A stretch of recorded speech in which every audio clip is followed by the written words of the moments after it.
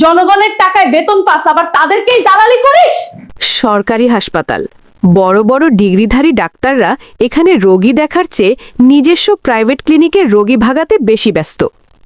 রোমানা ব্যথায় কুঁকড়ে যাওয়ার অভিনয় করছেন। ডাক্তার ভাবল আজ একটা বড় মাছ জালে ধরা পড়েছে। লোলুপ দৃষ্টিতে তাকালো সে। এখানে ভালো সেবা পাবেন না, আমার নিজস্ব ক্লিনিকে চলে যান, ওখানে রাজকীয় ব্যবস্থা আছে, আপনাকে ডিসকাউন্ট দেব।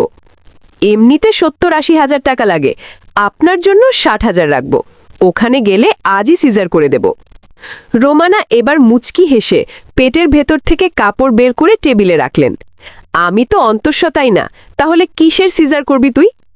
রোমানা এক হ্যাচকায় ডাক্তারের কলার ধরলেন এবং সজোরে এক থাপ্পড় মারলেন। জনগণের টাকায় বেতন পাস, আবার তাদেরকেই দালালি করিস। মুহূর্তেই বাংলাদেশ পুলিশের একটি স্পেশাল ফোর্স রুমে ঢুকল। রোমানা নিজের পরিচয় দিলেন। রোমানা গর্জন করলেন, আজ থেকে তোর লাইসেন্স বাতিল।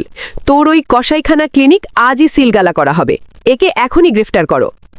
সুপার রোমানা বললেন, সরকারি হাসপাতালে এসে যারা দালালি করে তাদের জায়গা জেলখানায়।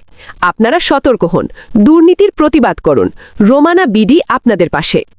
নিরাপদ চিকিৎসা জনগণের অধিকার। অন্যায়ের বিরুদ্ধে আপনার সাহসী কণ্ঠস্বর রোমানা বিডি। ভিডিওটি শেয়ার করে সচেতনতা বাড়ান।